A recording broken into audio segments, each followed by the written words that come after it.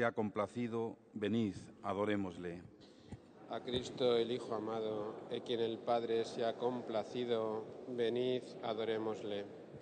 Venid, aclamemos al Señor, demos vítores a la roca que nos salva, entremos a su presencia dándole gracias, aclamándolo con cantos. A Cristo, el Hijo amado, en quien el Padre se ha complacido, venid, adorémosle. Porque el Señor es un Dios grande, soberano de todos los dioses. Tiene en su mano las cimas de la tierra, son suyas las cumbres de los montes. Suyo es el mar, porque Él lo hizo, la tierra firme que modelaron sus manos. A Cristo, el Hijo amado, en quien el Padre se ha complacido, venid, adorémosle. Entrad, postrémonos por tierra bendiciendo al Señor, Creador nuestro, porque Él es nuestro Dios, y nosotros su pueblo, el rebaño que Él guía. A Cristo, el Hijo amado, a quien el Padre se ha complacido, venid, adorémosle. Ojalá escuchéis hoy su voz, no endurezcáis el corazón como en Meribá, como el día de Masá en el desierto, cuando vuestros padres me pusieron a prueba y me tentaron, aunque habían visto mis obras. A Cristo, el Hijo amado, a quien el Padre se ha complacido, venid, adorémosle. Durante 40 años aquella generación me asqueó y dije, es un pueblo de corazón extraviado que no reconoce mi camino. Por eso he jurado en mi cólera que no entrarán en mi descanso. A Cristo, el Hijo amado, en quien el Padre se ha complacido, venid, adorémosle. Gloria al Padre y al Hijo y al Espíritu Santo, como era en el principio, ahora y siempre, por los siglos de los siglos. Amén. A Cristo, el Hijo amado, a quien el Padre se ha complacido, venid, adorémosle. A la orilla del Jordán, descalza el alma y los pies, bajan buscando pureza 12 tribus de Israel.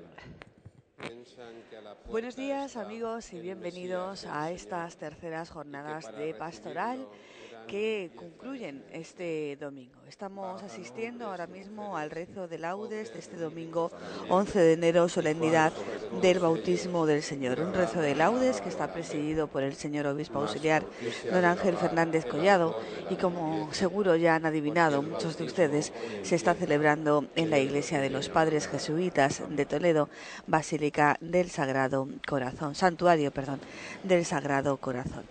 Como decimos, ha comenzado este rezo de laudes en el que vamos a seguir en directo, que vamos a transmitir en directo a través de Canal Diocesano de Televisión Toledo y a través de Radio Santa María de Toledo. Comienza ahora, por tanto, con este rezo de laudes, esta última jornada matutina, en este caso de las terceras jornadas pastorales que se han organizado con el lema Levantad los ojos y se han organizado por la Diócesis de Toledo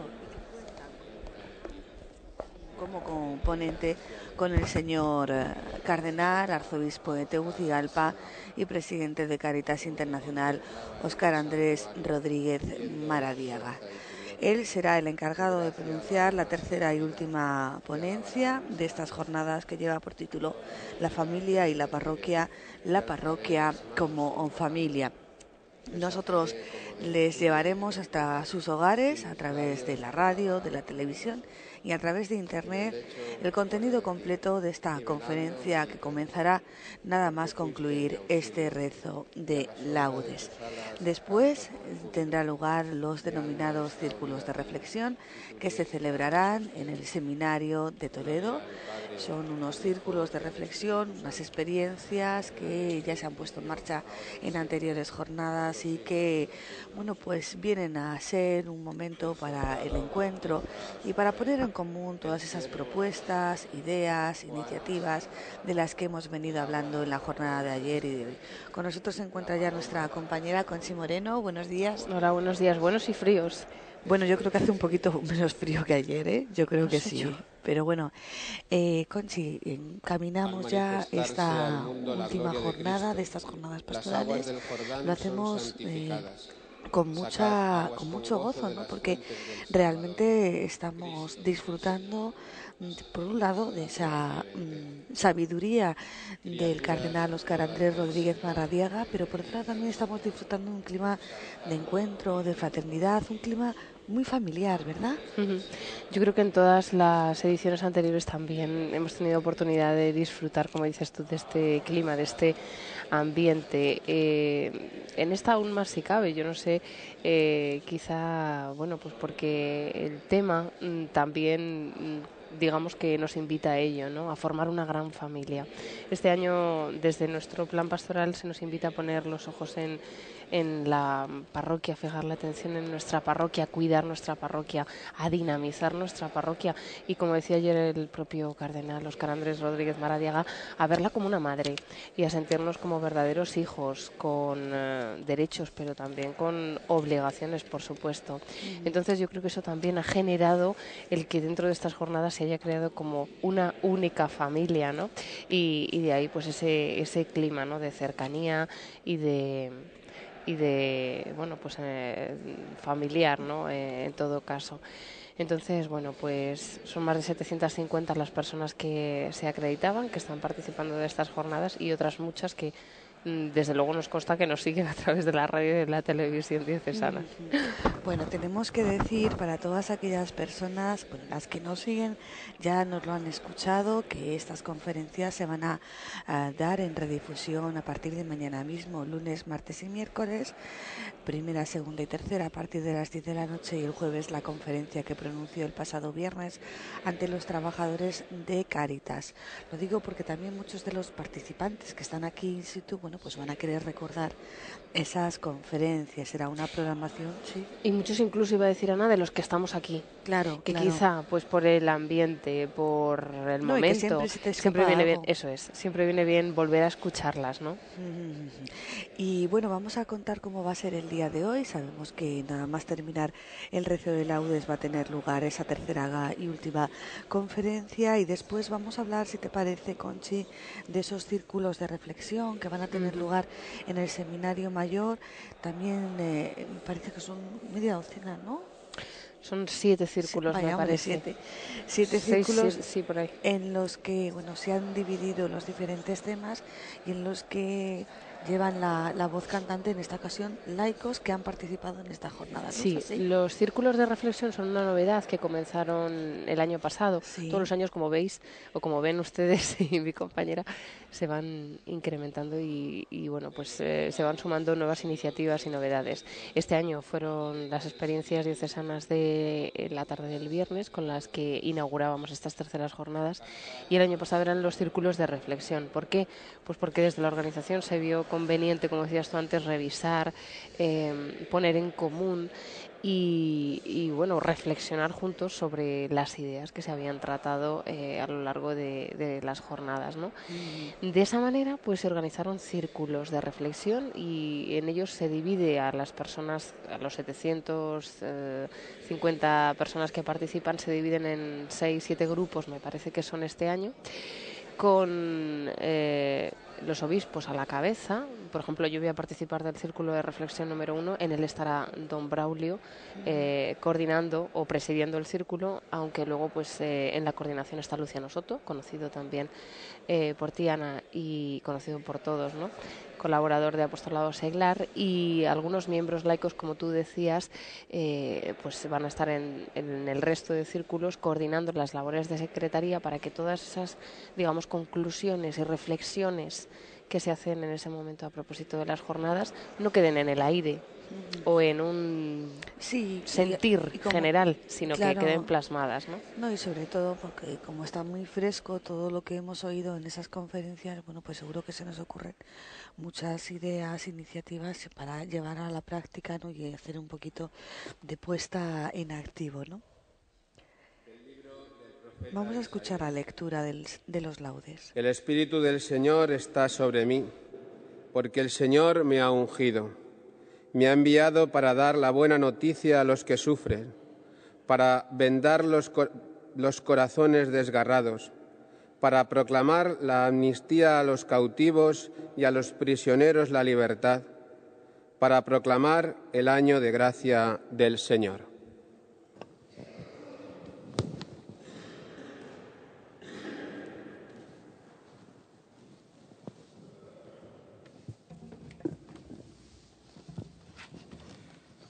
Buenos días a todos, queridos hermanos, señor cardenal, señor arzobispo, hermanos que os encontráis aquí en este templo de los Sagrados Corazones y aquellos que se están uniendo a nuestra oración a través de los medios del canal diocesano de Radio Santa María de Toledo. Hoy es domingo, el Día del Señor. Una mañana fresquita pero luminosa, y unidos en la oración alabamos al Señor. En nombre propio, la diócesis, toda la Iglesia, la que en esta mañana jubilosa alaba al Señor. Él nos regala su palabra, breve pero enjundiosa también en estos laudes.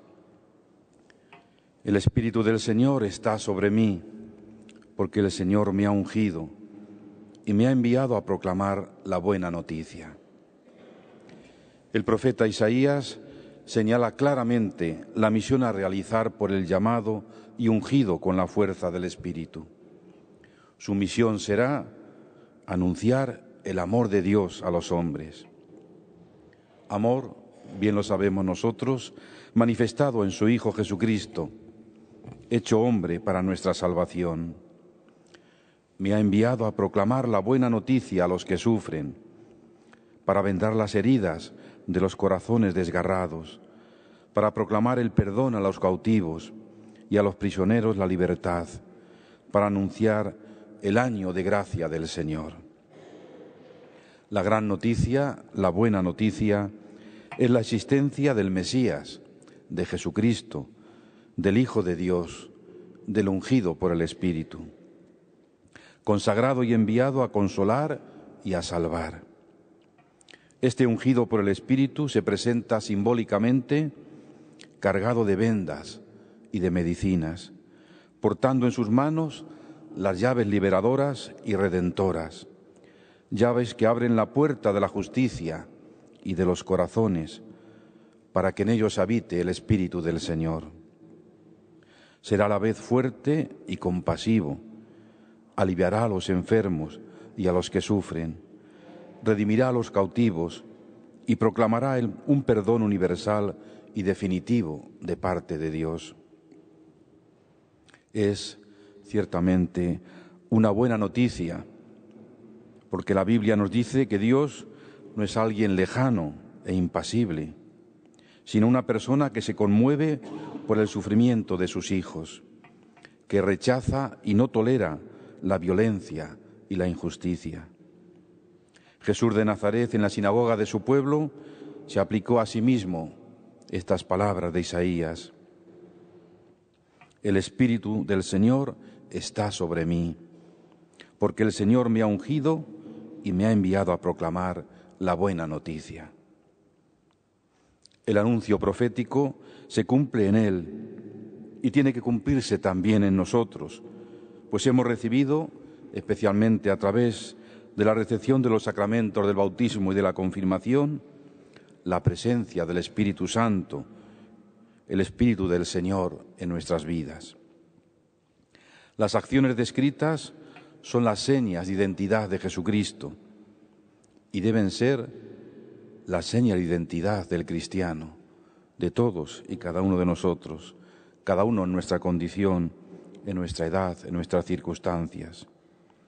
Quien se sienta tocado por el Espíritu de Dios debe tener los mismos sentimientos, las mismas actitudes que Cristo, el Hijo de Dios, el ungido por el Espíritu.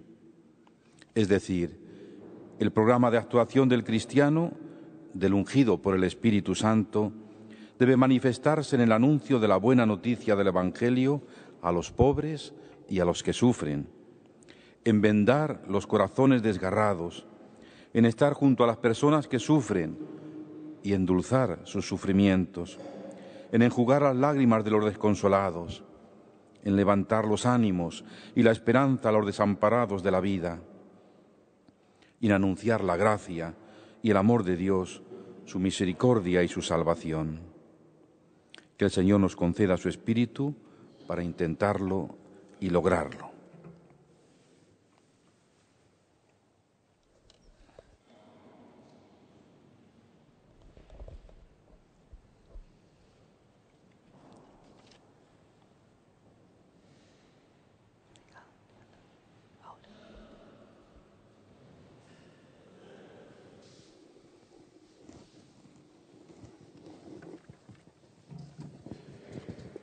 Cristo, Hijo de Dios vivo, ten piedad de nosotros. Cristo, Hijo de Dios vivo, ten piedad de nosotros. Tú que te has manifestado hoy, ten piedad de nosotros. Gloria al Padre y al Hijo y al Espíritu Santo. Cristo, Hijo de Dios vivo, ten piedad de nosotros. Cristo es bautizado y el universo entero se purifica. El Señor nos obtiene el perdón de los pecados. Limpiémonos todos por el agua y el Espíritu. Bendito sea el Señor, Dios de Israel, porque ha visitado y redimido a su pueblo, suscitándonos una fuerza de salvación en la casa de David su siervo, según lo había predicho desde antiguo por boca de sus santos profetas. Es la salvación que nos libra de nuestros enemigos y de la mano de todos los que nos odian, realizando la misericordia que tuvo con nuestros padres, recordando su santa alianza y el juramento que juró a nuestro padre Abraham, para concedernos que, libres de temor, arrancados de la mano de los enemigos, les sirvamos con santidad y justicia en su presencia todos nuestros días. Y a ti, niño, te llamarán profeta del Altísimo, porque irás delante del Señor a preparar sus caminos, anunciando a su pueblo la salvación, el perdón de sus pecados. Por la entrañable misericordia de nuestro Dios, nos visitará el sol que nace de lo alto, para iluminar a los que viven en tinieblas y en sombras de muerte, para guiar nuestros pasos por el camino de la paz. Gloria al Padre, al Hijo y al Espíritu Santo, como era en el principio, ahora y siempre, por los siglos de los siglos. Amén.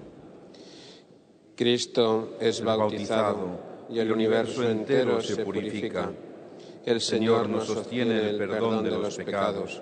Limpiémonos todos por el agua y el Espíritu. Roguemos a nuestro Redentor, bautizado por Juan en el Jordán, y digámosle: Señor, ten piedad. Señor, ten piedad. Oh Cristo, al manifestarte al mundo has iluminado a todos los hombres. Concede luz abundante a cuantos hoy se relacionen con nosotros. Señor, ten piedad. Oh Cristo, que para enseñarnos un camino de humildad te abajaste recibiendo el bautismo de Juan. Danos un espíritu de humilde servicio a todos los hombres. Señor, ten piedad. Oh Cristo, que por tu bautismo nos purificaste de todo pecado y nos hiciste hijos del Padre. Concede el espíritu de adopción a todos los que buscan a Dios con sinceridad. Señor, ten piedad. Oh Cristo, que en tu bautismo abriste una puerta de salvación para los cristianos y santificaste la creación entera. Haz de todos nosotros ministros de tu Evangelio en el mundo. Señor, ten piedad. Oh Cristo, que en tu bautismo nos revelaste a la Trinidad, renueva el espíritu de adopción y el sacerdocio real de los bautizados. Señor, ten piedad. Oh Cristo, renueva nuestras parroquias para que siempre haya corazones entregados a la vida sacerdotal, religiosa, a la misión y al matrimonio cristiano, para que sepamos llevar tu Evangelio. Señor, ten piedad.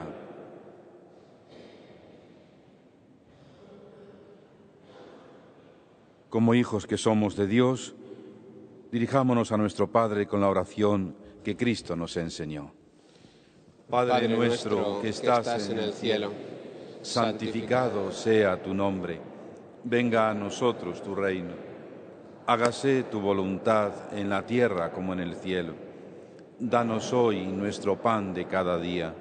Perdona nuestras ofensas, como también nosotros perdonamos a los que nos ofenden. No nos dejes caer en la tentación y líbranos del mal. Dios Todopoderoso y Eterno, que en el bautismo de Cristo en el Jordán quisiste revelar solemnemente que Él era tu Hijo amado, enviándole tu Espíritu Santo. Concede a tus hijos de adopción, renacidos del agua y del Espíritu Santo, perseverar siempre en tu servicio, en tu benevolencia, por nuestro Señor Jesucristo, tu Hijo, que vive y reina contigo en la unidad del Espíritu Santo, y es Dios por los siglos de los siglos. El Señor esté con vosotros. La bendición de Dios Todopoderoso, Padre, Hijo y Espíritu Santo, descienda sobre vosotros. Bendigamos al Señor.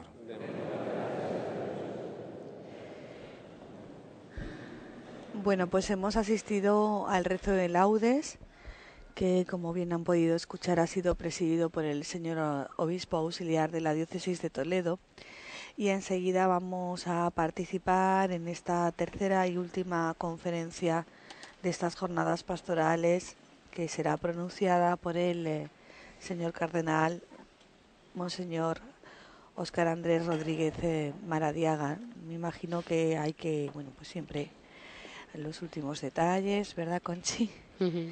Y bueno, pues hay un clima aquí, claro, participar aquí en esta magna iglesia de estas conferencias, pues desde luego que relaja también mucho el espíritu, ¿verdad? Y nos prepara también, hombre, con el salón de actos del Colegio de Infantes está muy bien. Sí, pero bueno, pero no es esta solemnidad.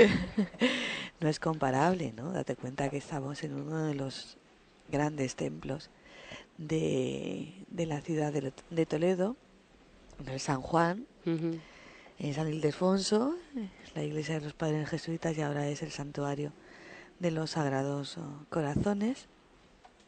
Y de nuevo pues tenemos muchísima gente, ¿no?, que está participando en estas jornadas y que se ha acercado hasta aquí para participar en esta tercera y última conferencia. Estábamos hablando antes de los círculos de reflexión, ¿verdad?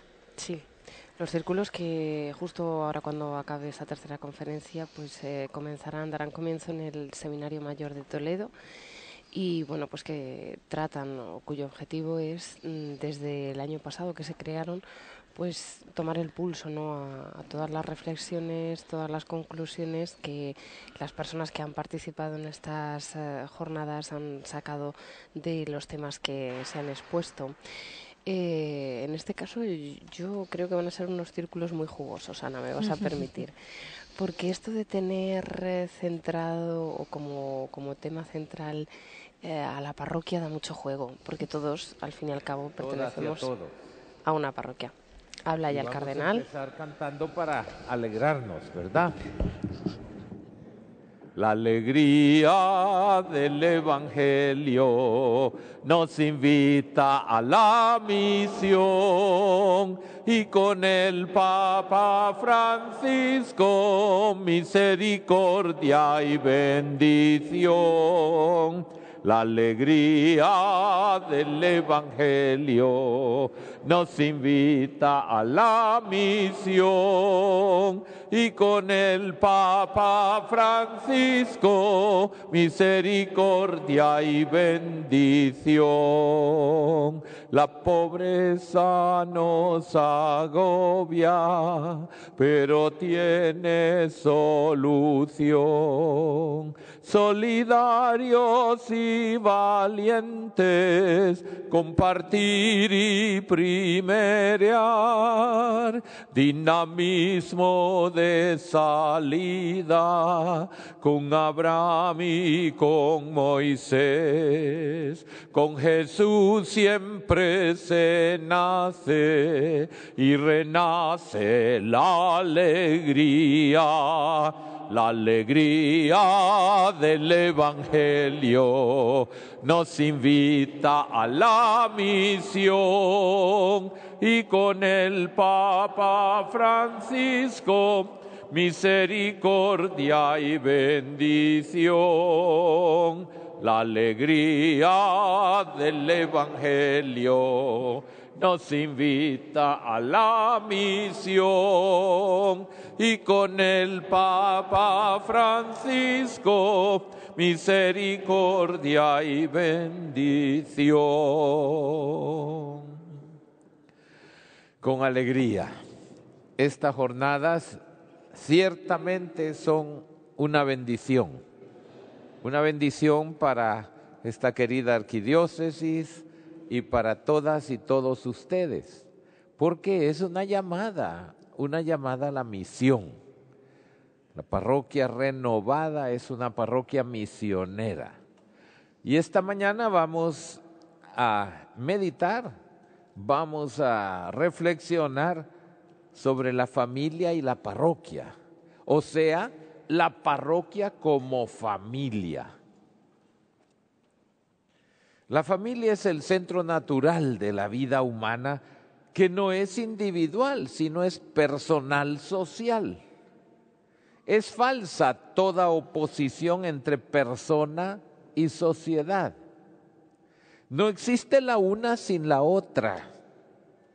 Puede haber oposición entre intereses individuales y sociales o intereses globales y personales, pero no entre dos realidades que son constitutivas del ser humano y que convergen en él, lo personal y lo familiar, comunitario, social.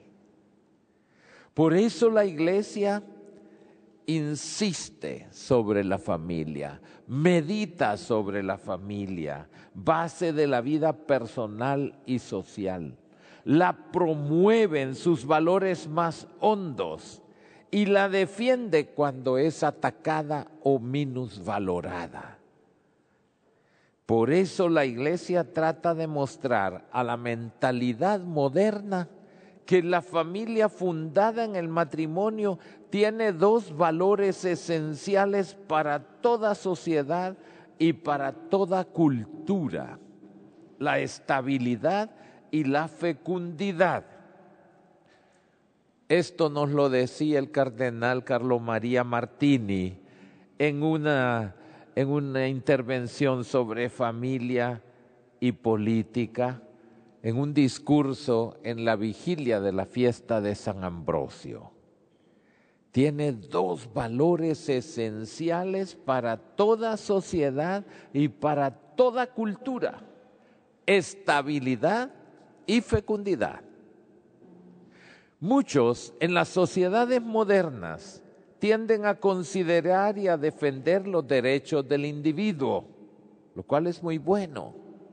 Pero no por eso se debe olvidar la importancia que tiene para toda sociedad, cristiana o no, los roles básicos que se dan solo en la familia fundada en el matrimonio. Roles de paternidad, maternidad, filiación, hermandad, que están en la base de cualquier sociedad y sin los cuales toda sociedad va perdiendo consistencia y se va volviendo anárquica. Quiero insistir otra vez sobre esto. Ya el documento de Puebla en 1979 nos hablaba de esto como los diversos rostros del amor. El amor paterno, el amor materno, el amor filial, el amor fraternal. Esas cuatro dimensiones tan importantes. La razón teológica profunda de este ser familiar radica en que la familia es imagen de un Dios. Imagen de un Dios, nos dijo Juan Pablo II en una homilía precisamente en Puebla, que en su misterio más íntimo no es una soledad, sino una familia. Esa es la Santísima Trinidad. En su misterio más íntimo, Dios no es soledad, es familia. Y la familia está llamada a edificar el reino de Dios y a participar activamente en la vida y en la misión de la iglesia. Participar activamente en la vida y en la misión de la iglesia. Los miembros de la familia, adoctrinados por la palabra de Dios, confortados con los sacramentos y los auxilios de la gracia e irradiando el espíritu del Evangelio, vienen a ser una pequeña porción viva de la iglesia. Por eso la Madre Iglesia le gusta definir a la familia como iglesia doméstica. Iglesia doméstica. Precisamente en el año 2007, el cardenal Jorge Mario Bergoglio escribía: los padres deben dar ejemplo con naturalidad de cómo vivir la vida y las tradiciones cristianas.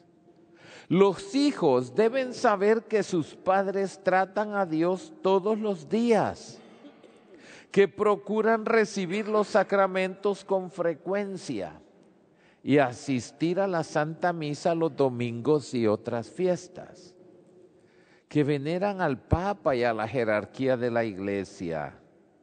También evangelizarán con su ejemplo y su palabra, transmitiendo los valores humanos y cristianos, el amor al trabajo, el sentido de responsabilidad, el respeto a los mayores, al buen nombre de los demás, el amor a la verdad, la sinceridad, la vida sencilla, austera y limpia, el saber compartir con los demás los bienes que tenemos, el ser agradecidos con Dios por todo, porque todas esas virtudes las vivió Jesucristo.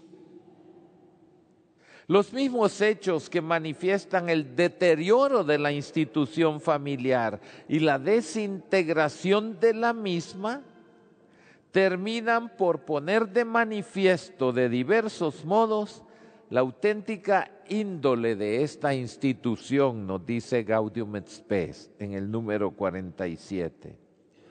Una institución, nos dice Puebla, que no fue abolida ni por la pena del pecado original ni por el castigo del diluvio, pero que sigue padeciendo por la dureza del corazón humano. Hay que considerar a la familia en el centro de nuestras preocupaciones pastorales. Y desde el principio, el Papa Francisco expresó, a los pocos días de elegido pontífice, vamos a hacer un sínodo sobre la familia. Y me recuerdo que le preguntamos, Santidad, pero ya tuvimos uno en el 80, y ahí está Familiaris Consortio. Y nos respondió, la familia ahora no es lo que era hace 30 años. Y es la verdad, es la verdad. La institución se ha ido deteriorando por la dureza del corazón humano. Por consiguiente, la familia debe estar siempre en el centro de nuestras preocupaciones pastorales. ¿Por qué? Vamos a tratar de dar algunas razones. Primera de todas, porque la familia es la cuna de la vida y la cuna de la fe. La cuna de la vida y la cuna de la fe. La Iglesia siempre ha enseñado que la familia cristiana es una comunidad creyente y evangelizadora, que testimonia la presencia salvadora de Cristo en el mundo a través de la unidad y a través de la fidelidad de los esposos y la conservación y la transmisión de la fe a los hijos. En el plan de Dios, creador y redentor, la familia descubre no solo su identidad, sino también su misión: custodiar, revelar, comunicar el amor y comunicar la vida a través de esos cometidos fundamentales que Familiaris Consortio enumera como 4 contenidos fundamentales. Primero, la misión de la familia es vivir, crecer y perfeccionarse como comunidad de personas. Interesante, crecer y perfeccionarse, no deteriorarse.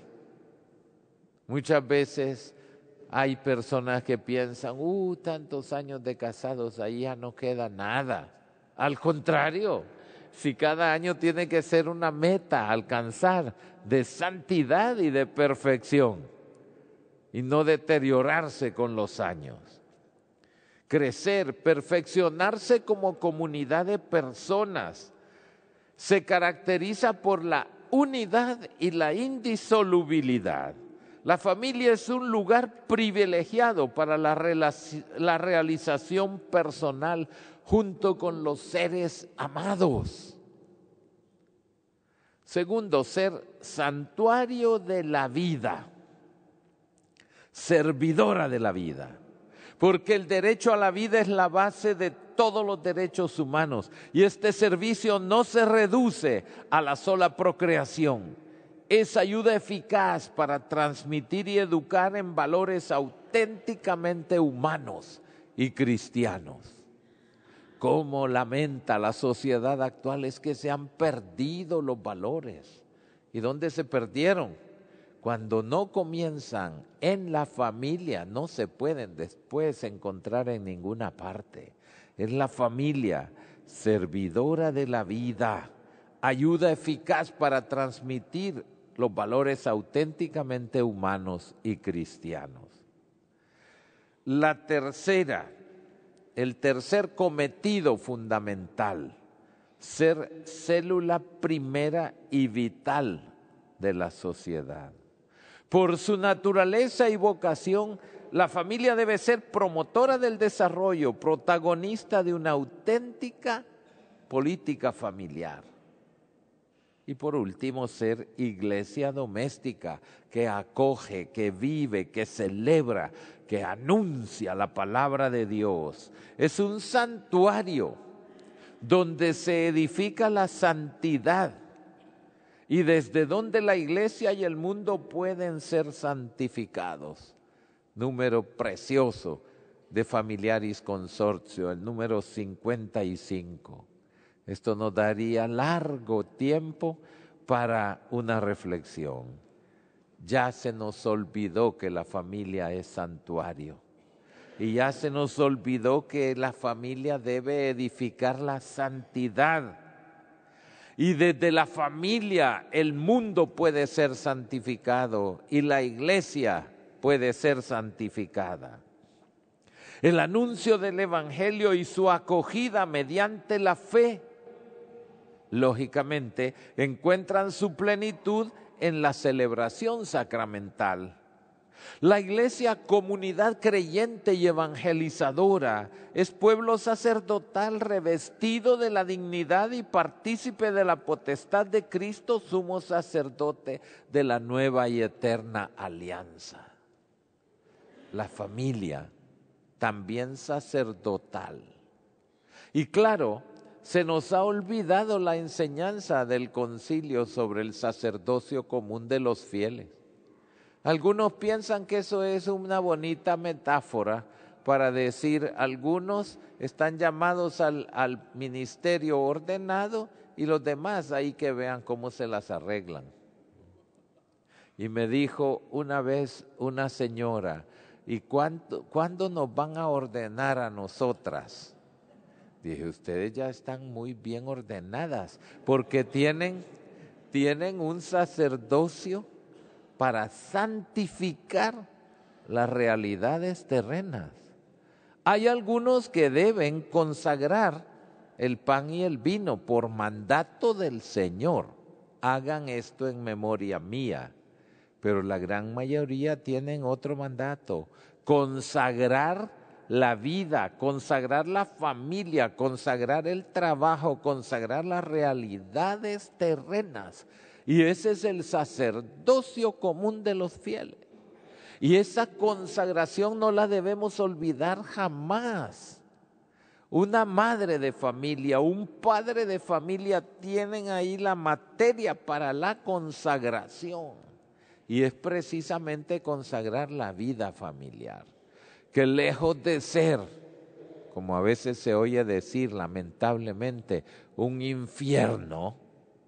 Algunos dicen así, yo vivo un infierno. Señores, eso no es el plan de Dios. El plan de Dios es que ustedes consagren constantemente. Esa es la iglesia doméstica. Ese es el sacramento.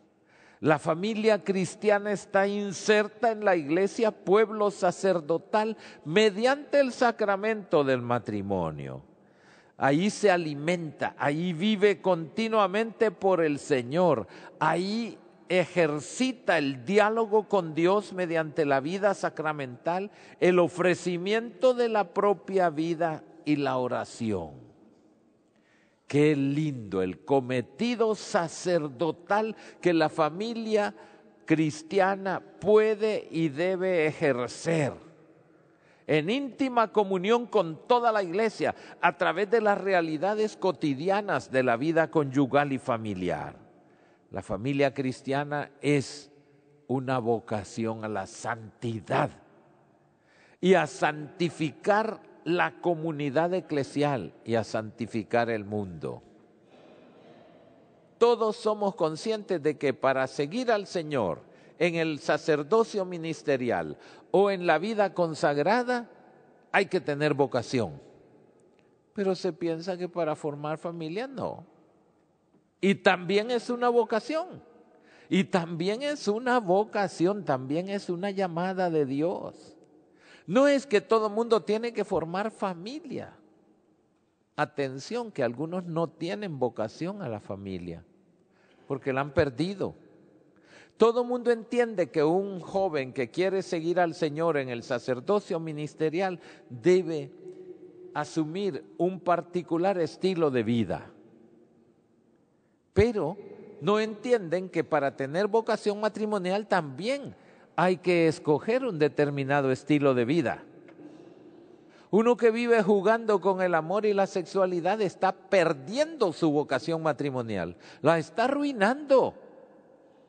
Pero esto no se entiende. No, ahí yo me voy a casar. ¿Y si no tienes vocación matrimonial? ¿Porque la perdiste, porque la malograste? Una actriz de Hollywood que tuvo 9 matrimonios. Eso no es vocación matrimonial, no se debía haber casado nunca. Es así. Pero la gente no lo considera.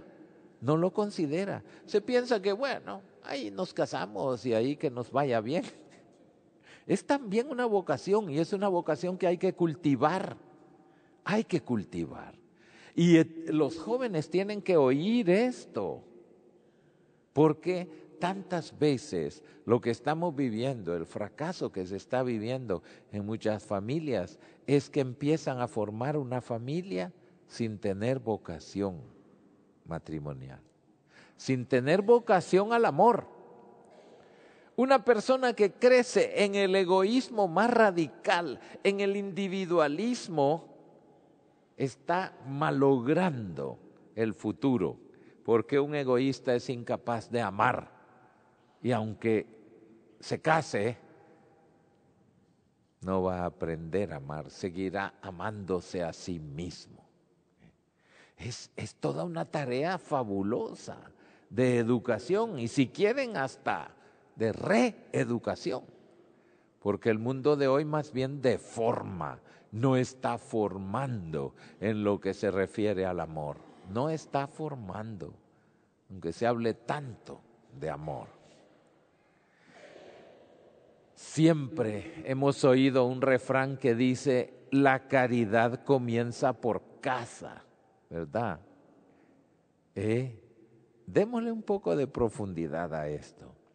En la familia, Los padres comunican el Evangelio a los hijos y también lo reciben de ellos.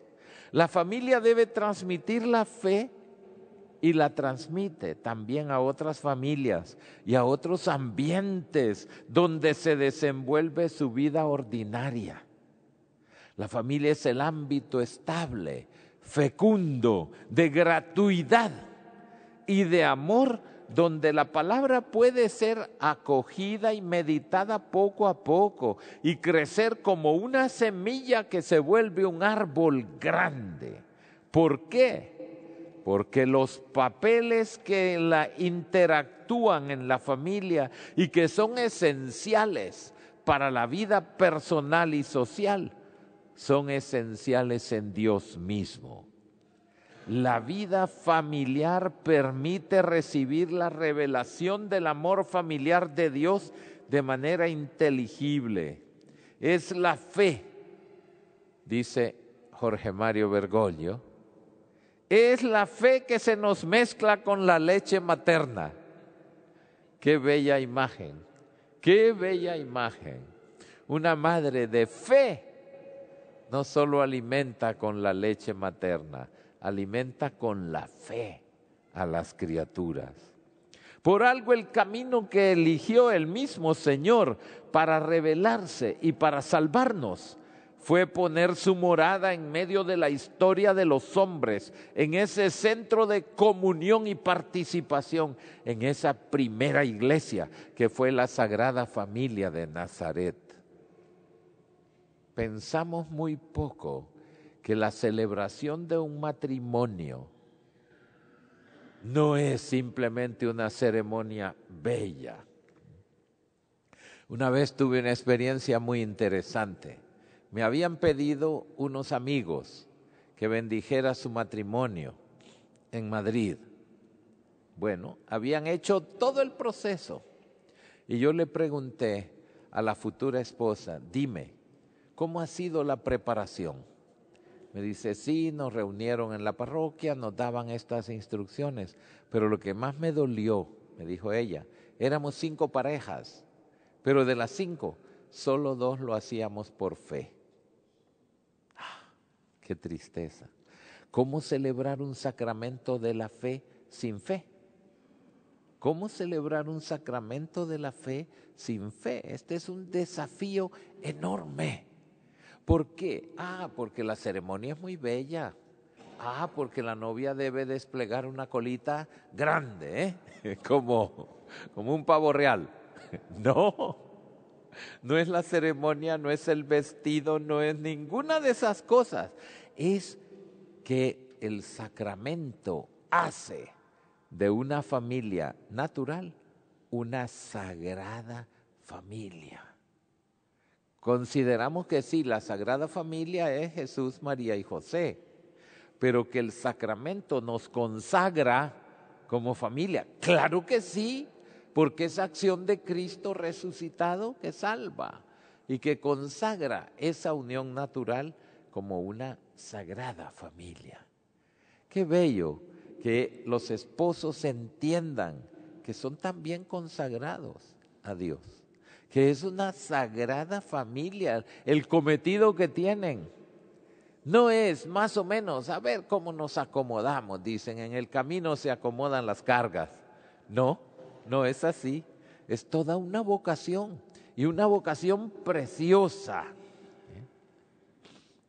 Al tratar el tema de la familia, es inevitable tocar también una realidad que hoy día en gran parte del mundo condiciona la forma de constituirse, de establecerse, de desarrollarse para cumplir tanto con sus fines básicos como con aquellos que son más altos. Y estamos hablando de un tema que es muy duro, el tema de la pobreza. Y claro que la pobreza está influyendo negativamente en la familia. Ustedes lo saben mejor que yo, la vivienda, por ejemplo. ¿Dónde va a vivir una nueva familia que comienza si solo pensar lo que cuesta un piso y lo que son las hipotecas, que prácticamente uno hipoteca el futuro. Son todas estas realidades que verdaderamente son muy duras.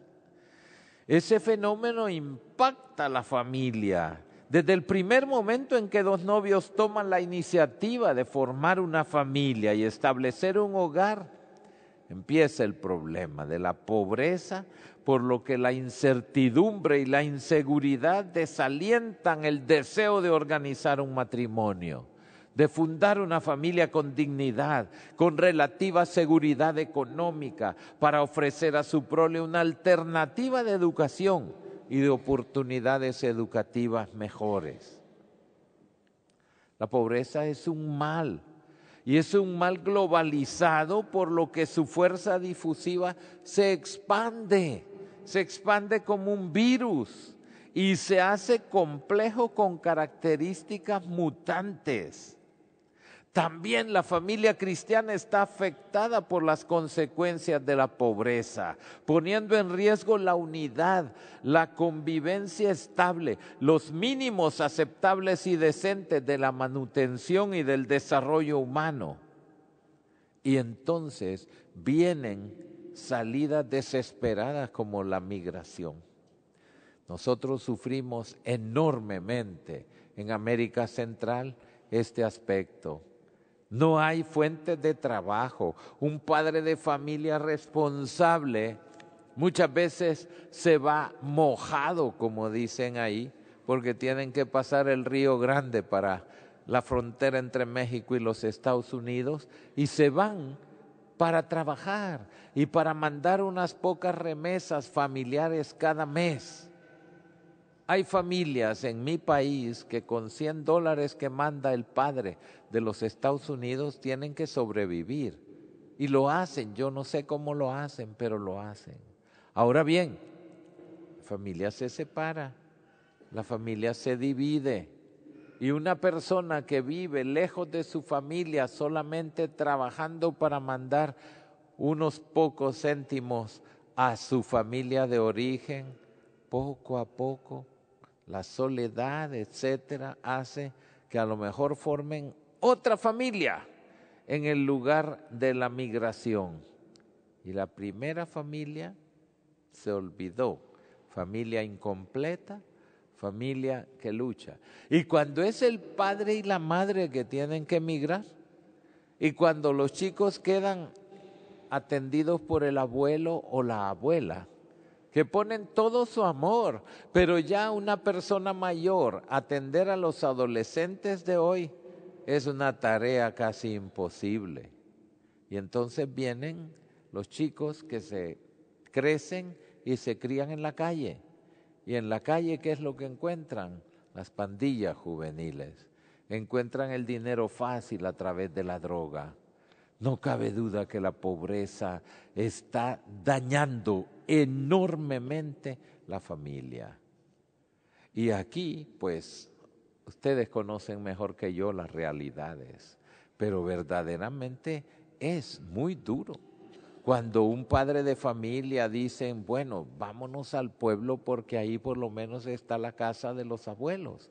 Ahí tenemos por lo menos, ¿y cuántos con la pensión de los abuelos están completando lo que necesitan para poder vivir? Quiere decir que la pobreza es un mal que tenemos que erradicar, y erradicar a través de la justicia social. Y porque si no, esto atenta contra el proyecto familiar. La falta de trabajo, la carencia de medios y de capital, la escasez de facilidades para consolidar un patrimonio familiar, la sensación cotidiana de vivir en un estado permanente de emergencia y de fragilidad económica, eleva los niveles psicológicos de angustia. La moderna enfermedad de la depre, ¿verdad? Antes nosotros no conocíamos de esto. Hoy día hay que ver. Un cuadro hace propicio que las ideologías antinatalistas encuentren en muchos espacios ideológicos un campo fértil para sus ensayos y maniobras políticas de carácter invasivo. En muchos países parece que la ecuación a muchos hijos más pobreza tiene ya asegurada la llave de las políticas de Estado de carácter antidemográfico. Esto se difunde por todo el mundo. Y hay que ver en las culturas de nuestros campesinos que es todo lo contrario. A más hijos, menos pobreza. Porque hay quien ayude en el trabajo, hay quien pueda trabajar, pero las ideologías antinatalistas están ahí y van ganando espacio. Y hay personas que van a la familia ya con una mentalidad antinatalista. Siendo que no podemos evitar algo tan obvio como la pobreza y todas las privaciones, limitaciones y derivaciones que golpean la vida de las familias, tengamos en cuenta que nuestro trabajo pastoral debe incluir necesariamente información directa y exacta de todo esto. No lo podemos ignorar, tampoco vamos a hacer una imagen idílica de la familia. Es la familia real de hoy día, con los desafíos de hoy día. Y claro, ¿qué necesidad hay de evangelizar? Sobre todo a las autoridades y al gobierno, porque se debe favorecer la justicia social para que pueda haber familia digna y no considerarla simplemente como uno de los problemas más de tantos que hay.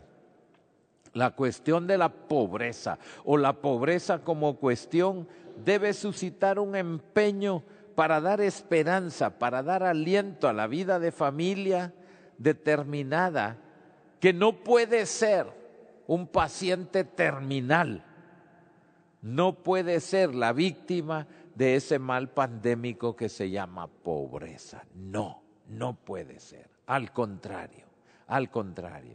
Y las políticas de Estado deben favorecer la familia y no impedirla con la injusticia social.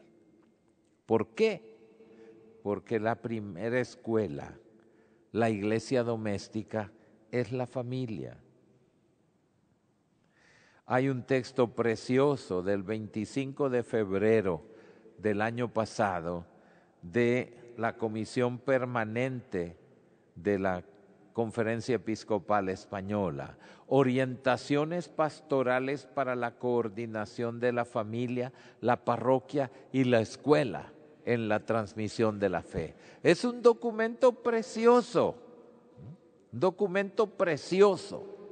La familia, la parroquia, la escuela deben coordinarse para la transmisión de la fe y no cada una por su lado. Y generalmente la escuela cerrada a la transmisión de la fe. No puede ser. Eso debe ser coordinado.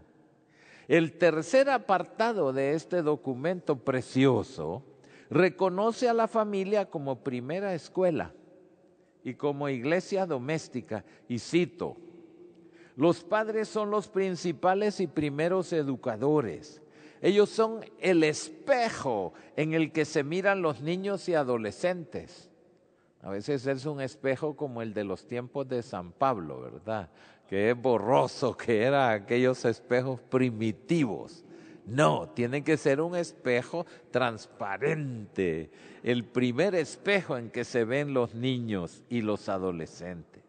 La iniciación en la fe cristiana es recibida por los hijos como la transmisión de un tesoro que sus padres les entregan y de un misterio que progresivamente van reconociendo como suyo y muy valioso. Los padres son maestros porque son testimonio vivo de un amor que busca siempre lo mejor para sus hijos. Fiel reflejo del amor de Dios que Dios siente por ellos.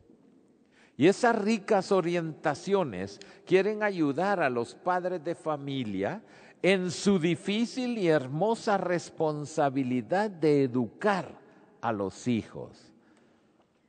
a los sacerdotes y catequistas en las parroquias, en la paciente y apasionante misión de iniciar en la fe a las nuevas generaciones de cristianos, así como a los profesores de religión en los centros de enseñanza estatales y de iniciativa social, católicos o civiles, preocupados y entregados a la noble tarea de formación de niños y jóvenes.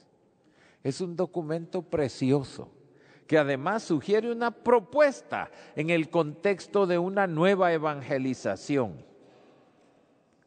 El primer capítulo comienza analizando los distintos factores que hoy son signo y causa de un radical cambio de mentalidad respecto al valor de lo recibido por herencia y transmisión y tradición. ¿Cuáles son? Dispersión, fragmentación de la persona, modelos de referencia poco consistentes. ¿Quiénes son los modelos que se le presentan a la juventud? Artistas de cine. ¡Qué cosa! Habiendo tantísimas familias preciosas. Es un artista de cine por allá que ha tenido hijos con vientres alquilados. ¡Qué vergüenza! Esos no son los modelos, verdaderamente. Todo ello ha repercutido en los lugares de transmisión de la fe, la familia, la escuela, el ambiente, grupos de identidad eclesial. Más allá de la resignación, del lamento, del repliegue o del miedo, se alienta a la iglesia a revitalizar su propio cuerpo poniendo en el centro a Jesucristo, el encuentro con Él y la luz y la fuerza del Evangelio. Esas orientaciones pastorales, no las olviden, por favor. No las olviden, son preciosas. Nosotros queremos allá adoptarlas, porque verdaderamente es un documento precioso, pero corre el riesgo de quedarse por ahí alimento de la polilla en algún anaquel. Tenemos que darle vida. Eso es lo que ofrecen sus obispos para la nueva evangelización. Y aún reconociendo las dificultades que plantea la coyuntura actual, estamos persuadidos, dicen, de que desde una sana antropología, los niños, adolescentes y jóvenes poseen un gran depósito de bondad, de verdad, de belleza, que los antivalores reseñados no pueden ocultar ni destruir. Se advierte una sed generalizada de certezas, de valores, de objetivos elevados que orienten la propia vida. En síntesis, hay que volver al principio, y en el principio de toda historia humana está la familia. Ahora, hablemos de la parroquia como familia. La vida de comunión de los discípulos de Jesucristo es un don que muestra su unidad a través de la diversidad, pluralidad de las naciones, lenguas, razas y costumbres, recordando que es imagen del Dios uno y trino. Cuando en la iglesia se vive el amor, las diferencias nunca dividen, sino que enriquecen la unidad centrada en torno al Papa, sucesor de San Pedro y pastor de la Iglesia Universal. Se expresa en la iglesia particular en torno al obispo y tiene su vivencia habitual en la parroquia y sus comunidades, sin olvidar la familia, iglesia doméstica, lugar en que vivimos y aprendemos por vez primera la gratuidad del amor y la alegría de la comunión. Qué linda es la fiesta de la madre, ¿verdad? Es muy bella. Pero la fiesta de la madre, para que una madre llegue a recibir tal vez unas líneas de una hijita o de un hijito que le dice, feliz día mamá, han pasado años de pura gratuidad. De pura gratuidad. Y esto muy poco se enfatiza. Cuando la Cuarta Conferencia del Episcopado Latinoamericano en Santo Domingo se reunió en 1992, nos dijo: la parroquia, comunidad de comunidades y movimientos, acoge las angustias y esperanzas de los hombres y anima y orienta la comunión, participación y misión. La parroquia no es principalmente una estructura, un territorio, un edificio. Ella es la familia de Dios y la fraternidad animada por el espíritu de unidad. No se habla de una familia y de una parroquia abstractas. Se habla de la familia y la parroquia en las que está sembrada la fe en Jesucristo. Y desde esos centros se sigue iluminando y dando vida. Y el concepto no ha cambiado. La parroquia sigue siendo el centro de vida profunda de nuestro pueblo. Aunque las estadísticas muestren muchas veces que decrece la participación en ciertas costumbres, ciertos ritos, la gente sigue valorando si la parroquia cultiva relaciones básicas de la familia. Ahí se bautizan los chicos, ahí se bendicen los matrimonios, ahí se visitan los enfermos, ahí se acompañan las familias cuando entierran a sus muertos. Si sabemos acoger a los pobres como hermanos, si tenemos la puerta abierta como el Padre misericordioso para todos los hijos pródigos que vienen arrepentidos. La parroquia lleva el centro de la vida eclesial a todas las periferias, las de la pobreza, las de marginalidad, las de la lejanía de los grandes centros de vida política, económica y social, a las periferias existenciales del nacimiento, de la muerte, del pecado y de la gracia. Para la parroquia como para la familia, el miembro alejado es aquel que más preocupa, es al que hay que ir a buscar, es al que hay que acoger y ayudarlo a su retorno al seno del hogar, sea para siempre. Por eso tendremos que arriesgarnos, nos dice el Papa Francisco, a salir fuera de nosotros también, ponernos de misión, salir.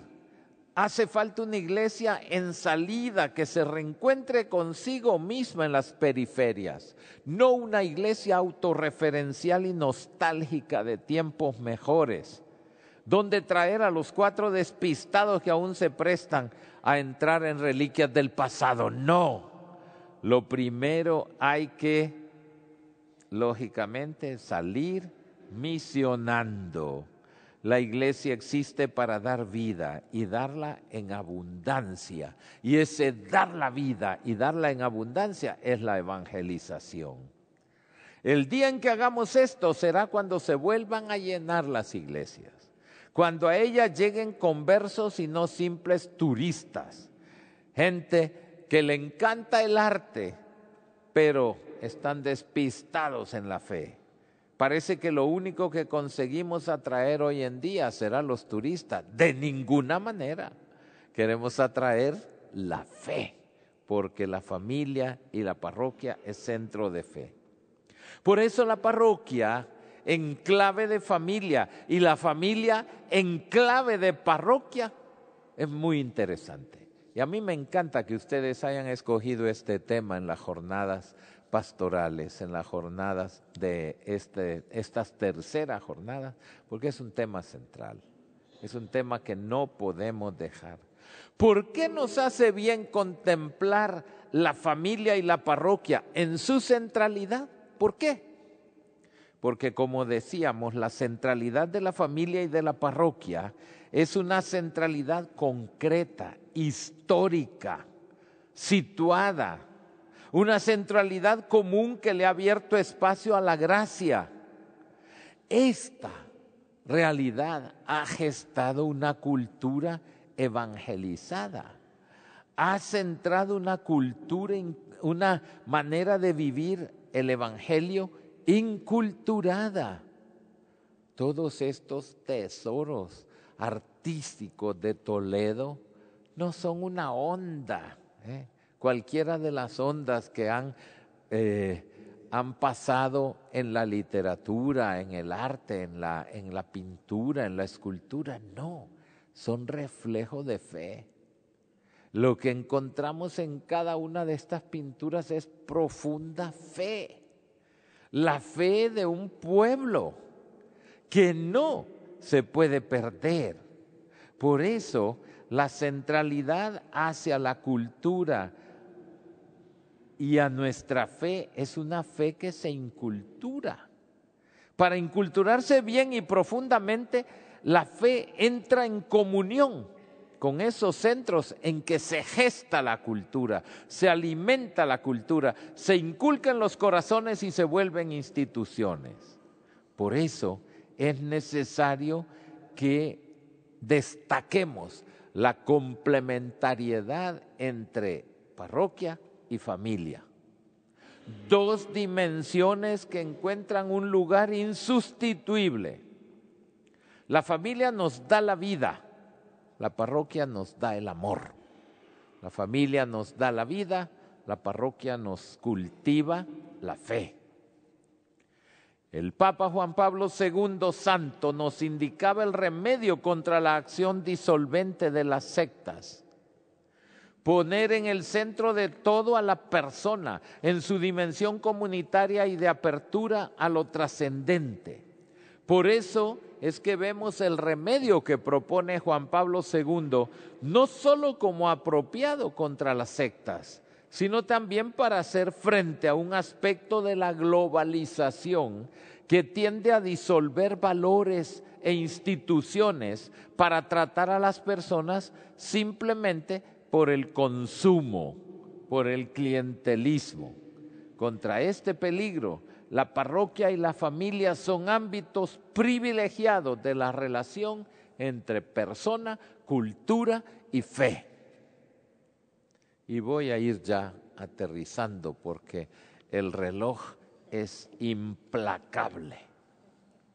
La centralidad de la parroquia, siendo el Papa actual, todavía arzobispo de Buenos Aires, comentando el tema de la centralidad de la parroquia, escribió: la vida social misma de nuestro continente se fue gestando parroquialmente. Qué interesante, ¿eh? La vida social de nuestro continente se fue gestando parroquialmente. Con la parroquia que centra la ciudad recién fundada o conquistada, y con la parroquia que crea la ciudad misma, ahí donde no había centro alguno. El centro espacial y temporal en torno al cual se comienzan a gestar los pueblos y ciudades es la cruz.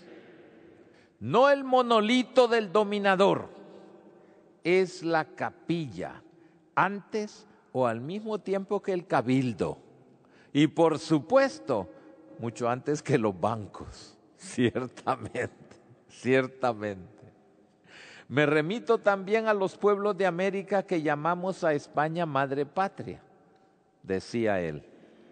Así, la historia del pueblo de Dios en nuestras tierras se ha ido tejiendo y gestando en torno a la parroquia, ese centro espiritual que ponía a todos sus hijos como iguales ante el Padre Dios. El nombre de cada uno de nuestros pueblos y ciudades se esconde en las capillas e iglesias dedicadas al Señor, a Nuestra Señora, a los santos patronos tutelares de cada lugar. Qué lindo es saber que hay capitales que se llaman Santiago, que se llaman Santa María, que se llaman Santo Domingo. Y si nos vamos a California, ahí encontramos toda la corte celestial.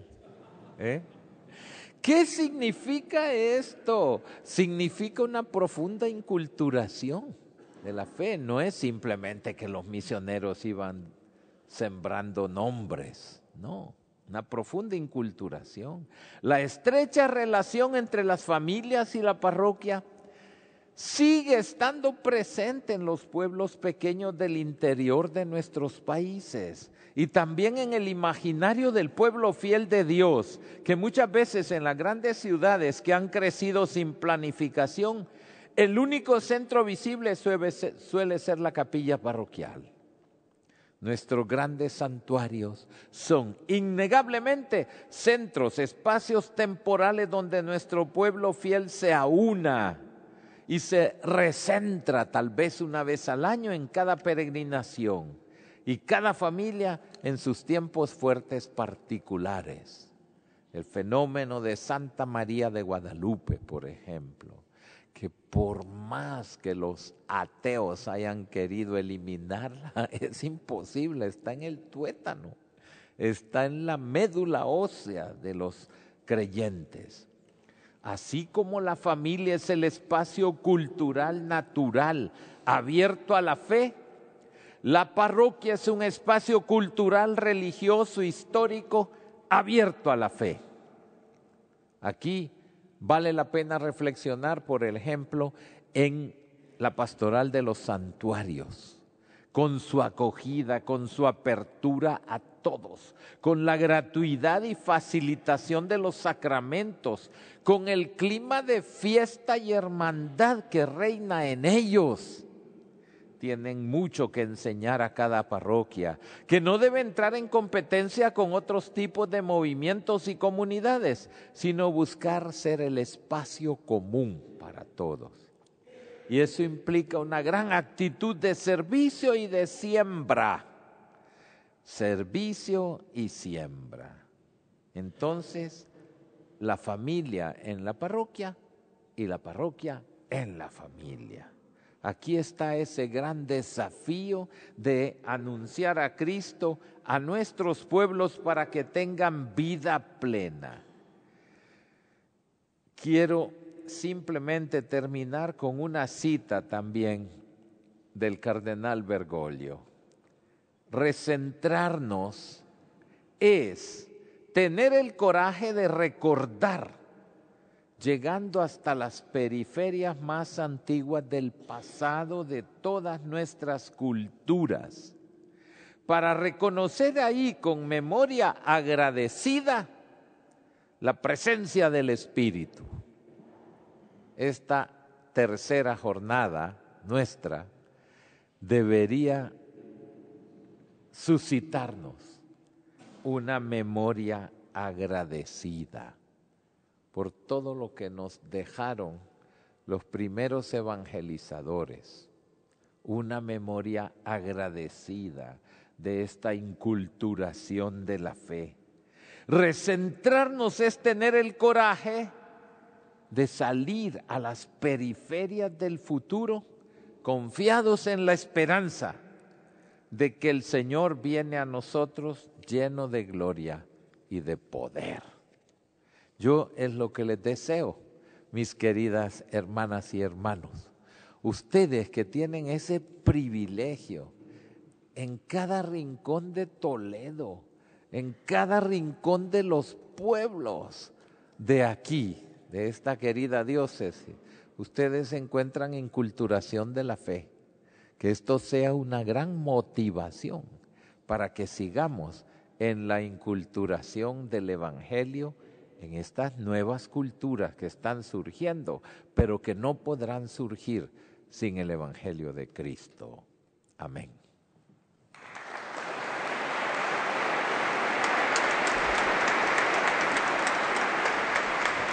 Aplausos para esta tercera y última ponencia pronunciada por el señor cardenal y arzobispo de Tegucigalpa, monseñor Andrés Rodríguez Maradiaga. Bueno, si están viendo estas imágenes a través de Canal Diocesano de Televisión podrán ver las caras de satisfacción de las personas participantes y también, bueno, del propio cardenal y de don Braulio. Bueno, vamos a tener, como es habitual, después de cada conferencia un rato de preguntas. Si tienen por ahí algún voluntario, si tienen alguna en papel, la recogemos y si nos da tiempo la formulamos. Vamos a estar por lo menos durante 20 minutos con alguna pregunta. Les recuerdo que a partir de ahí lo que tenemos es, nos marcharemos hacia los seminarios. A la salida del templo les entregarán una hoja donde les dicen a cada círculo al que deben incorporarse y el lugar donde estará. Bueno, Conchi, estamos escuchando también esos avisos para las personas participantes. Ha sido una conferencia que podemos dividir en dos partes, la parte dedicada a la parroquia como familia y la parte un poco insufladora de ánimo, ¿no? Para reconocer pues lo mucho que tenemos en Toledo, en nuestra diócesis, y que en ocasiones la parroquia y la familia no sabemos suficientemente valorar, ¿no es así? Eso es, la segunda parte, pues sobre todo esa comparación entre la parroquia como familia de familias y la familia que también debe estar en la parroquia. No es frecuente escuchar afirmaciones como la siguiente: desde el momento de mi boda, mi santidad y mi misión están en el matrimonio y en mi familia. Eso es cierto, pero en ocasiones se utiliza como excusa para no asumir el principal compromiso que tenemos planteado los fieles laicos: testimoniar a Jesucristo como familia, pero también personalmente en medio del mundo, en cada uno de nuestros ambientes. Dice: ¿cómo podemos animar a las familias y a todos sus miembros a hacerse presentes como cristianos en sus respectivas realidades?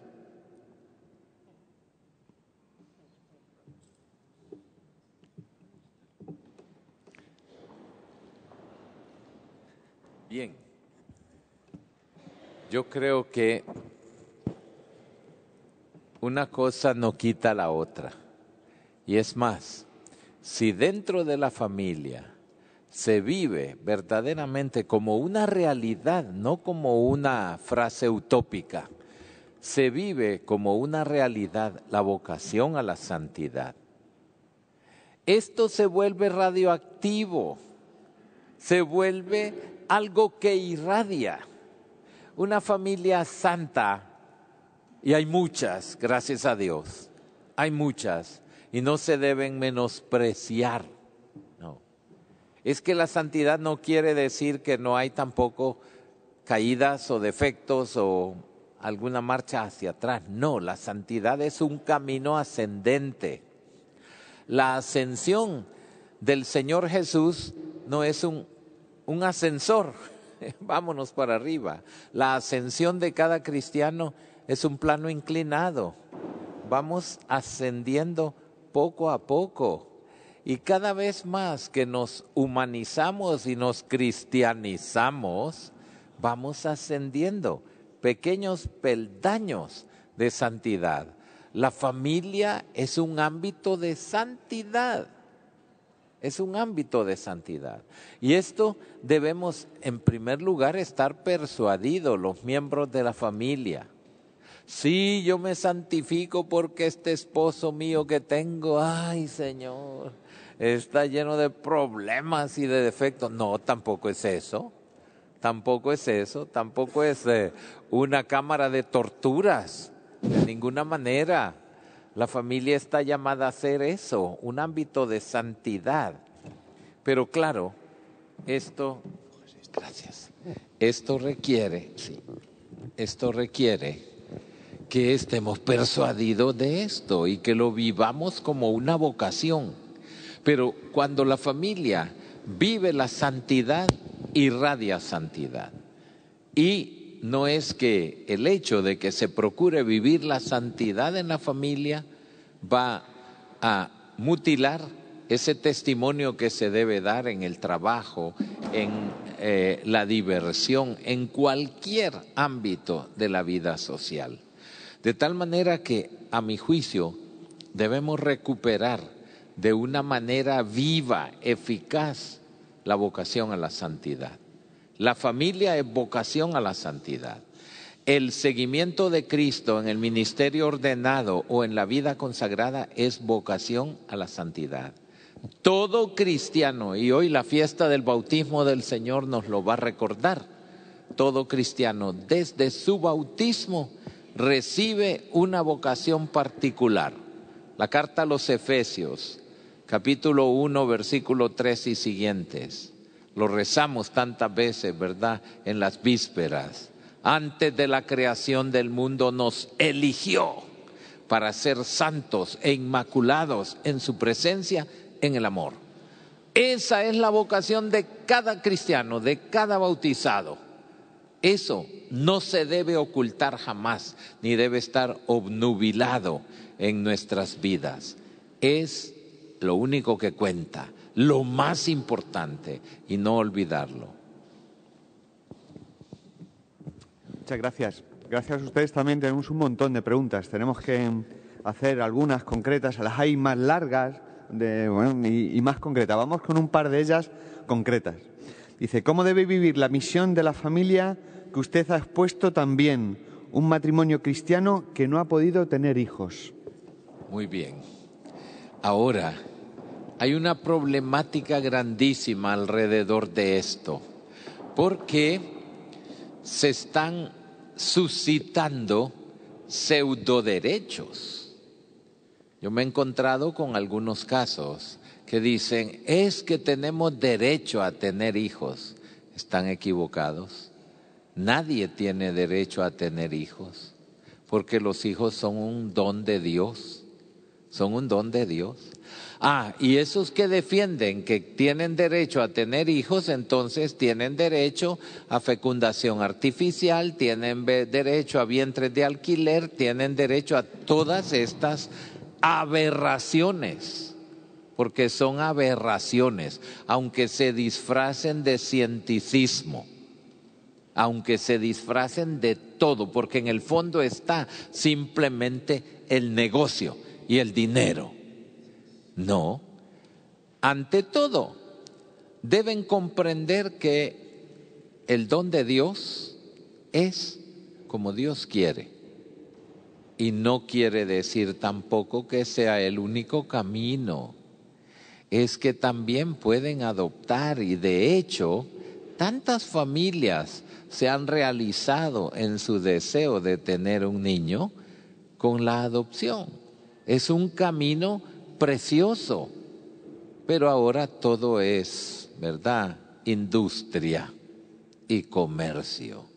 Las personas que se casan por amor y que constituyen una sagrada familia, saben que ahí está el Señor, y si no tienen esa dicha, bueno, no hay que descartar que para Dios no hay nada imposible.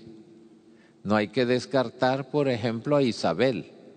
No hay que descartar cantidad de casos cuando hay vida de fe y de oración. Ustedes tal vez no saben, Santo Domingo Sabio, un adolescente alumno de San Juan Bosco, es el patrono de las madres que desean tener un niño y no pueden. ¿Y por qué? Cuando él estaba en el oratorio, un día le dijo a don Bosco, debo ir a casa de mis padres. ¿Qué pasa? Mi madre está dando a luz y va a morir. Y se fue. Y se arrodilló al pie del lecho de la madre. Era un parto difícil. La madre pudo dar a luz tranquilamente. Y por esa razón le han declarado el patrono de las madres y de los padres que quisieran tener un niño y no han podido. Y ahí, en la tumba de Santo Domingo Sabio, yo he visto centenares de exvotos y de pequeños escapularios que dan gracias al Señor. No debemos descartar la fe y la oración, porque Dios puede hacer posible lo imposible. Claro, el que no tiene fe se va a las clínicas, ahora le llaman de fecundidad asistida, ¿verdad?, con toda clase de eufemismos. Ese no es el camino.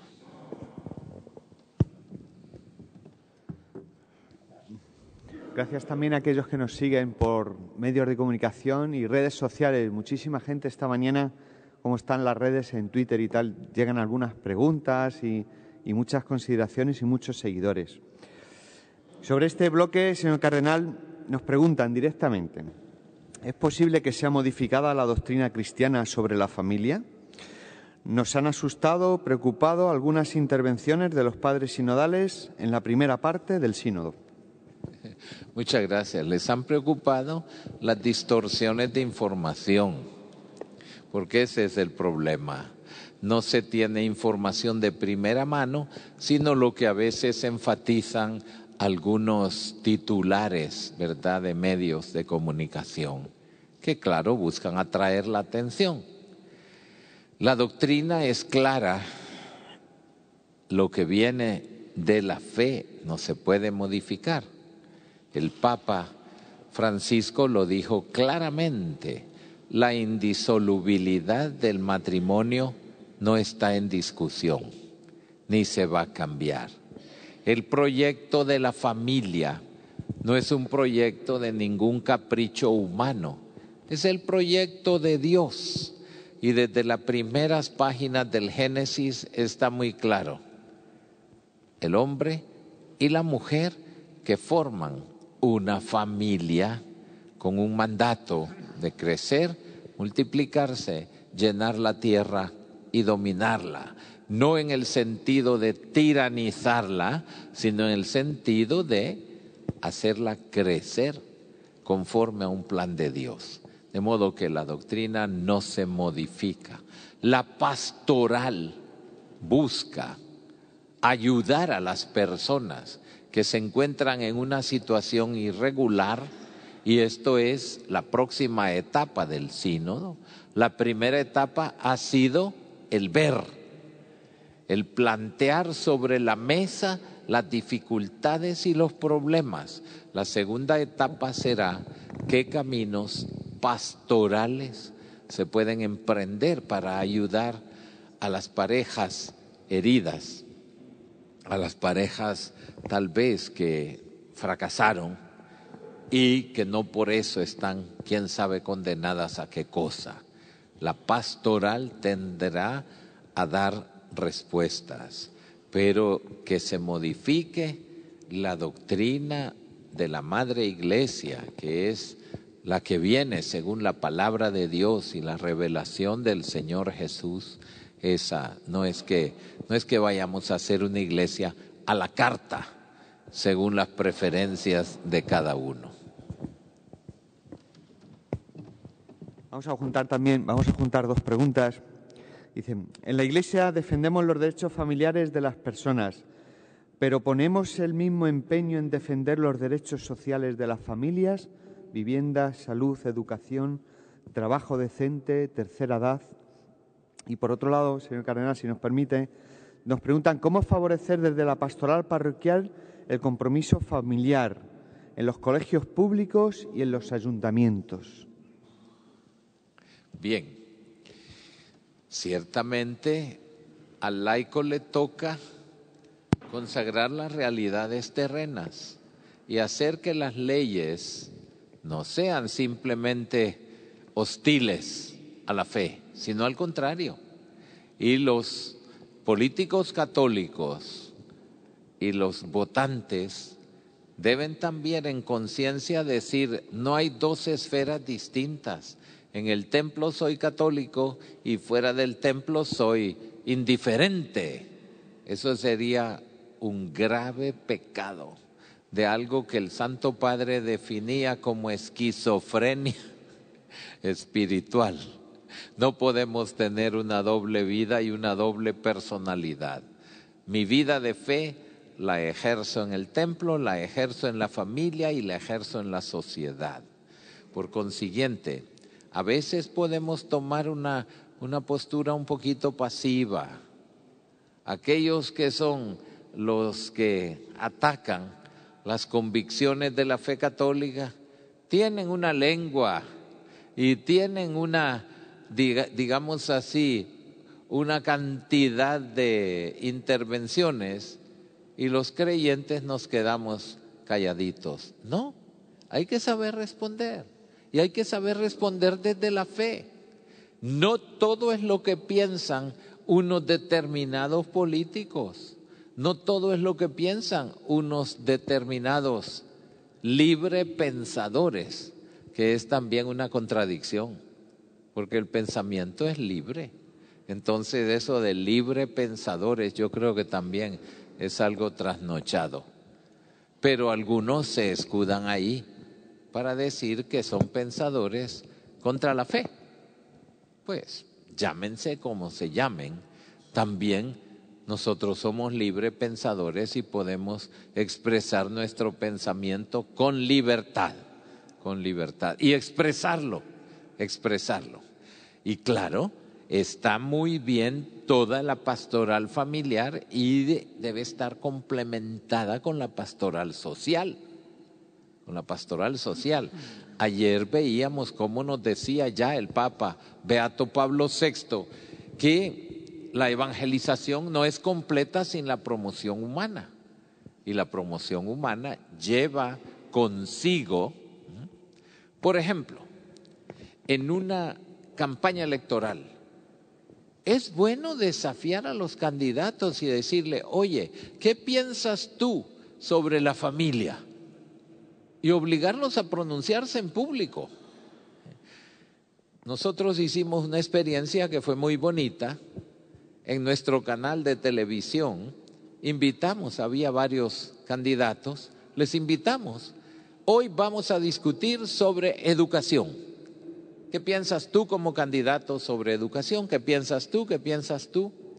Algunos no se atrevieron a ir porque simplemente no pensaban. Perdón.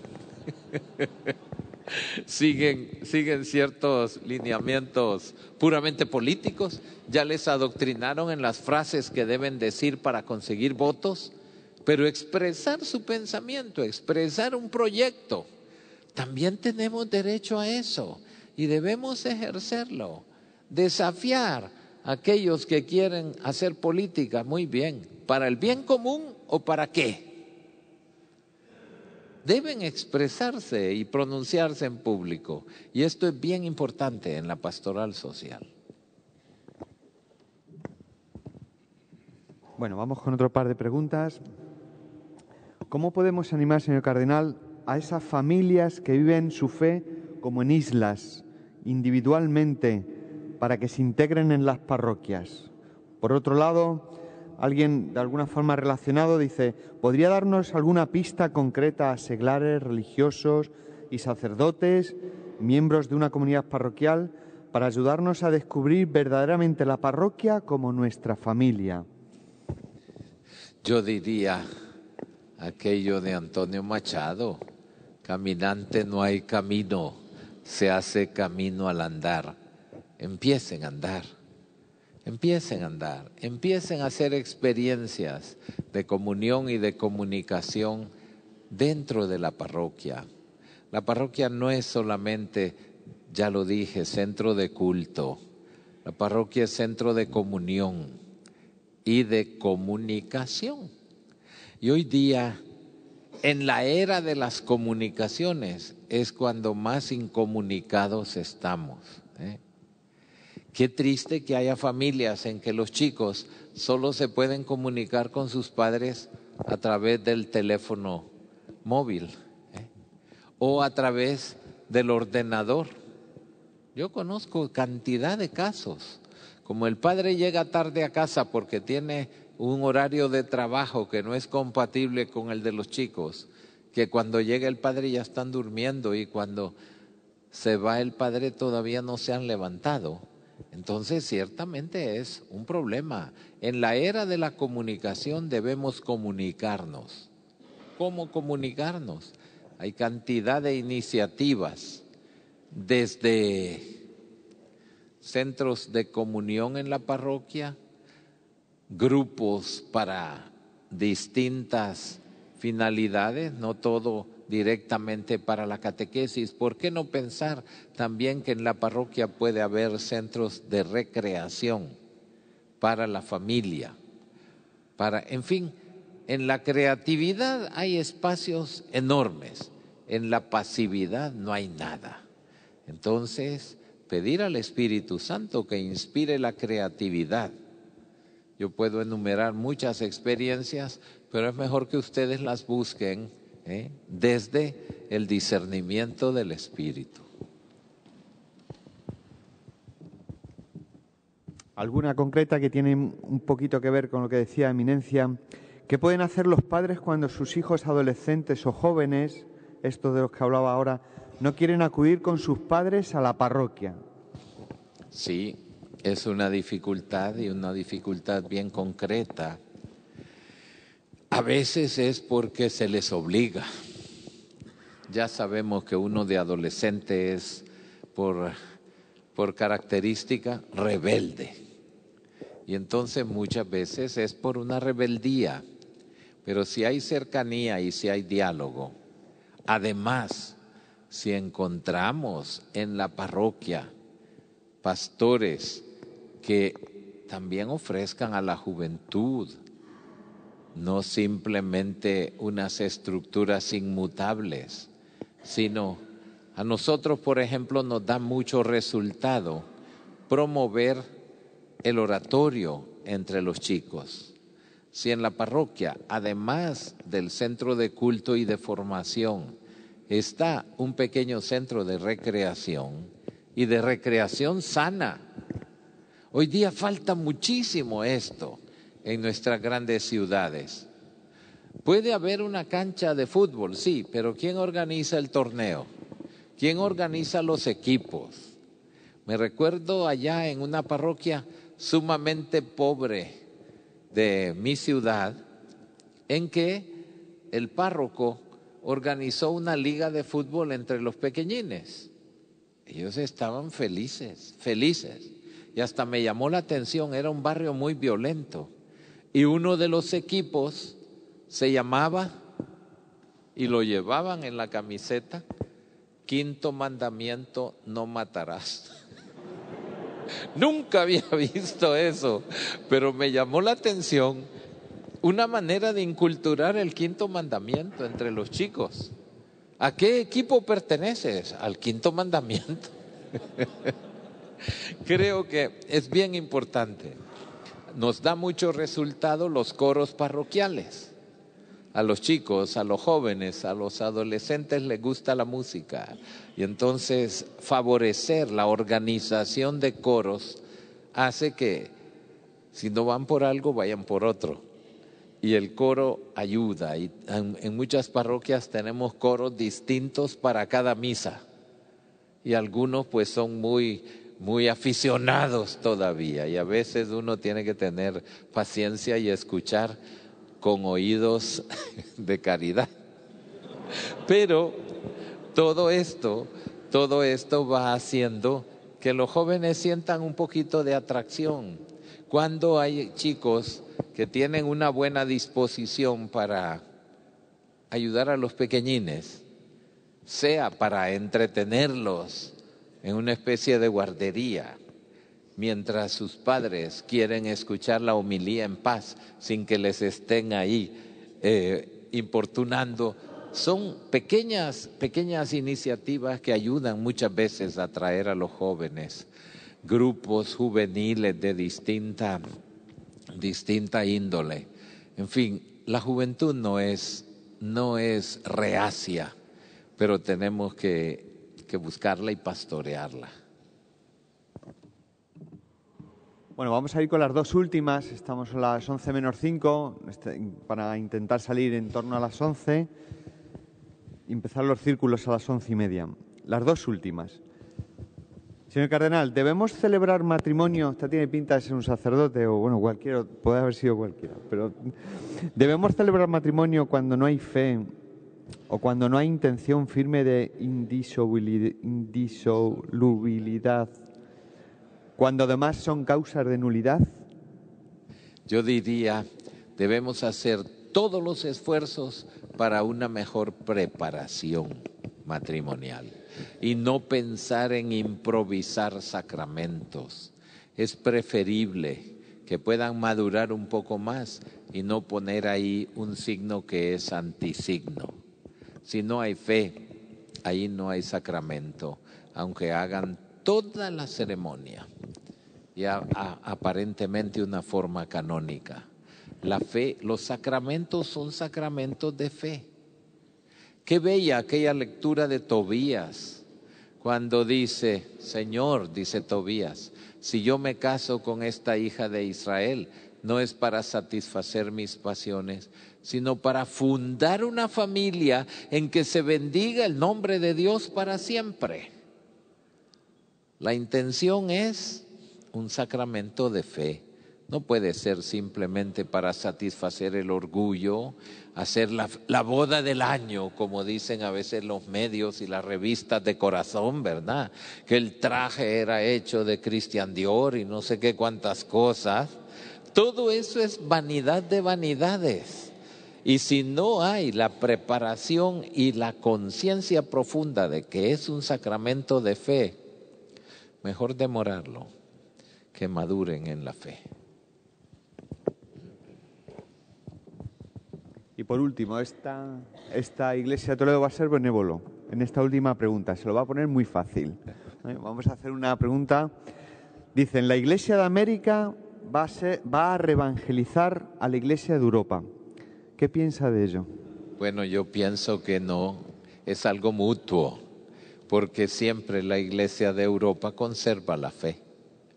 Y conserva una fe que es ejemplar. Qué interesante, por ejemplo, cuando el Santo Padre, Juan Pablo II, impulsó las causas de canonización y beatificación. Fue criticado por esto, pero el Papa sabía lo que estaba haciendo. El cristiano necesita modelos concretos. Y la santidad se encuentra en Europa y se encuentra en América y se encuentra en todo el mundo, porque el Señor y dador de vida es el Espíritu Santo, y el Espíritu Santo no está ni de vacaciones ni de siesta perenne, está activo, trabaja. Ahora bien, es mutuo, debemos evangelizarnos los unos a los otros y no sentirnos como cohibidos. No. Algunos piensan, ya lo dije ayer, que la Iglesia Católica en Europa es como una realidad destinada a desaparecer. Jamás, jamás.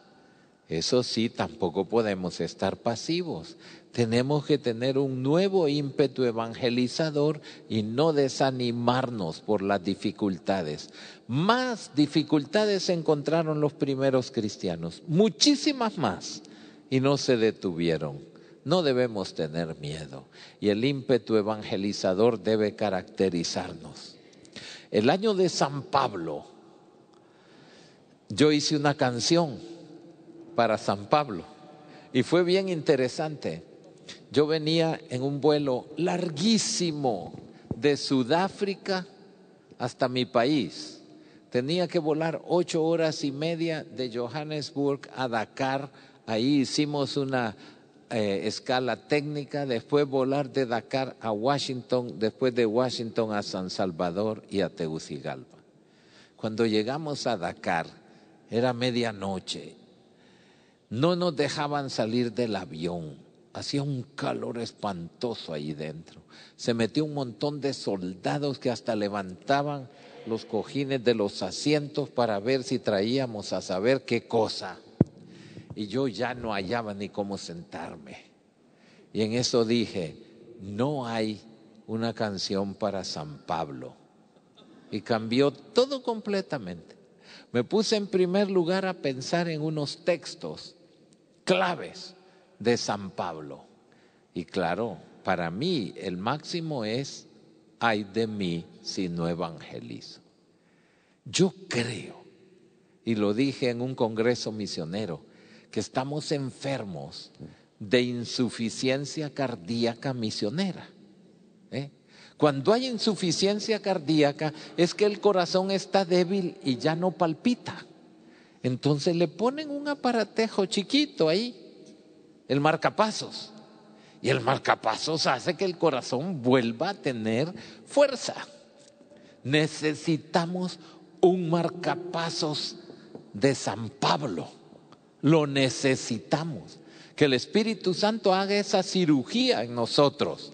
Ay de mí si no evangelizo. Ay de mí si no evangelizo. Ay de mí si no evangelizo.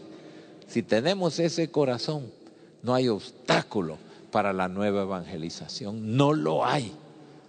Ojalá entonces que el Espíritu Santo nos traiga hoy ese marcapasos misionero, ¿verdad?